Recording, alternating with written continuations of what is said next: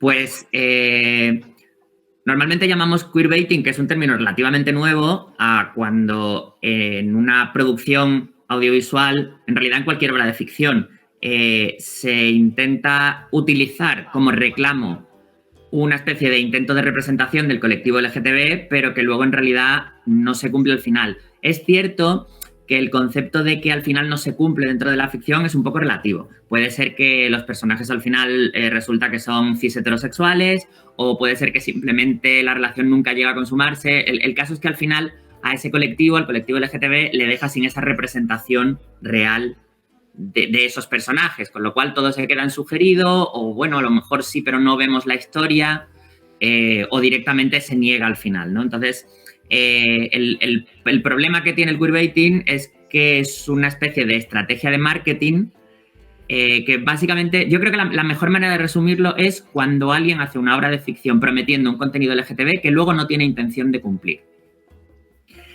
Pues yo no soy un experto en el término, y además el término es anglosajón, pero lo que tengo entendido es que el origen del término es otro. Se utilizaba, parece ser, hace años en política, cuando se intentaba hacer creer que un rival político podía ser homosexual o podía ser del colectivo, como para minar su campaña política. Pero en algún momento, que no sé muy bien cuál ha sido, fluctuó de significado y se convirtió en ese concepto ahora de la ficción, probablemente utilizado por el propio colectivo, buscando la manera de reivindicar y de denunciar esa falsa representación que luego en las obras no existía. Personalmente, claro, los ejemplos de queerbaiting son siempre un poco conflictivos, porque la gente no se pone de acuerdo, ¿no? A mí personalmente me parece que Luca hay queerbaiting en la última peli de Disney Pixar.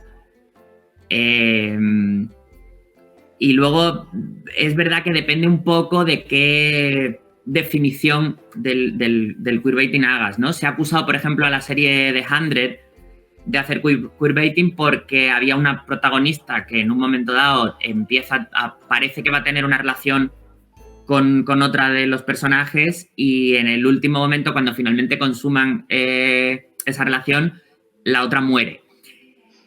No es un queerbaiting muy estricto, por cuanto que efectivamente se confirma que los personajes son homosexuales y pertenecen al colectivo, pero de algún modo arrebatan a los espectadores la oportunidad de ver realmente una representación de una relación homosexual, cotidiana, diaria, o muestras de afecto, porque al morir justo en el momento en el que finalmente todo, como que ya se declaran esa relación, pues como que se pierde un poco. Pero también es cierto que en esa misma serie hay otros personajes homosexuales, y la protagonista, la que no muere, sigue teniendo relaciones homosexuales más adelante. Entonces, bueno, entiendo que es un queerbaiting un poco más debatible. Y luego es verdad que hay algunas cosas que, por ejemplo, en Teen Wolf, yo no la he visto completa, no te puedo hacer un análisis súper profundo, pero sí que es cierto que hay un constante componente homoerótico que no llega a ningún sitio, de personajes que oficialmente son hetero, pero que están constantemente sin camiseta y haciéndose como unos gestos un poco extraños, que parece que es casi siempre una especie de quiero y no puedo, que no llega a nada. Ahora mismo son las que se me ocurren de memoria. Casos hay muchísimos. Es verdad que poco a poco, como precisamente porque se ha llamado la atención al respecto de este tipo de cosas, se están empezando a dejar de hacer, al menos tan sangrantes. Y sí que las series, además, están perdiendo un poco el miedo a mostrar una representación real, con lo cual ya a lo mejor en las series más modernas igual no hay casos tan sangrantes, porque hay representación real de personajes del colectivo y además de todas las siglas, ¿no? Que también es algo importante. Pero en la historia desde los 80 hasta ahora ha habido muchísimos. Un caso llamativísimo que fue muy famoso, yo no sé, claro, depende de la edad que tengáis, lo recordaréis o no, pero en Xena, la princesa guerrera, ahí había una relación que de hecho los propios creadores han declarado oficialmente que no podían hacer más de lo que hacían porque no les dejaban en la cadena, pero que para ellos las dos personajes protagonistas eran pareja. Pero la serie se llevó años sin confirmar eso, ¿no? Entonces, claro, ahí entramos un poco en hasta qué punto puedes acusar al queerbaiting como de mala intención, si es verdad que los creadores nunca tuvieron la intención de llevarlo a cabo, o si es que realmente no les dejaron.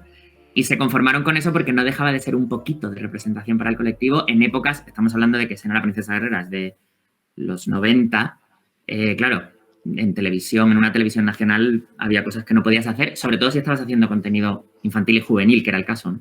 No quiero hablar mucho porque yo no la he visto, pero de Riverdale me suena que se sacaron unos trailers en los que salían, creo que son dos chicas besándose, que es el capítulo 1, que luego resulta que dentro de la serie es una broma que hacen o no sé qué, porque las dos acaban con los dos protagonistas masculinos, pero el tráiler era solo las dos besándose.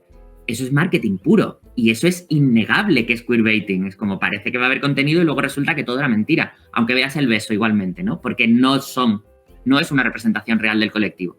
Entonces, por lo visto en Riverdale se ha hecho, y creo que había también otros trailers que también hacían parecer que había una relación homosexual entre chicos, o sea que se ha hecho en varios momentos, con lo cual está completamente relacionado.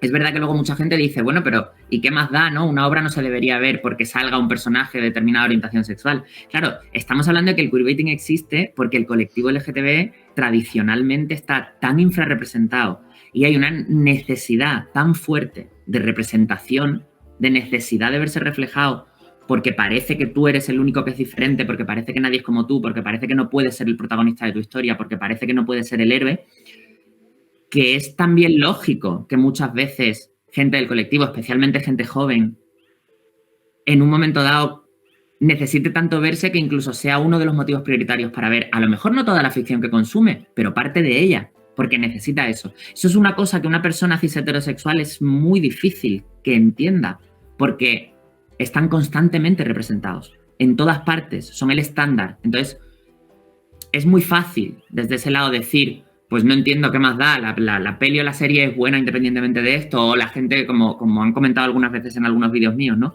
La gente que ve una cosa solo por si aparecen dos chicos gays son los que están equivocados. Bueno, es que eso es muy fácil de decir cuando todo está hecho a tu medida y para ti. Toda reflexión sobre una cosa que está ahora mismo en pleno debate y que está cambiando además deprisa, hace avanzar, ilumina a la gente, enseña otras opiniones y sirve precisamente para que ya no solo, claro, yo lo veo todo desde el punto de vista del creador, que sé que es minoritario, porque la gran mayoría de la gente lo que son es espectadores, pero también me parece importante desde el punto de vista del creador. Muchos creadores pertenecientes al colectivo hemos hecho un montón de obras en las que ni siquiera representábamos al colectivo porque interiorizas tanto que los personajes habituales que estás acostumbrado a ver no son así, y de hecho cuando uno empieza a crear siempre crea cosas en base a lo que ha visto, ¿no? Porque te apetece, pues aquella serie que veía de pequeño, esta película que me gusta tanto, quiero hacer algo parecido. Y muchas veces los propios creadores del colectivo no representan al colectivo porque no saben hacer historias del colectivo porque no las han visto. Y sus referentes son siempre cis heterosexuales. Entonces, cualquier cosa que sea hablar sobre el tema, independientemente de quién tenga razón, o aunque los puntos de vista sean ligeramente distintos, ¿no? O que unos estemos pensando que deberíamos avanzar más y otros estemos más o menos contentos con lo que se ha avanzado, me parece que todo eso es posibilidad de opinar y de sacar adelante otras ideas y renovar cosas.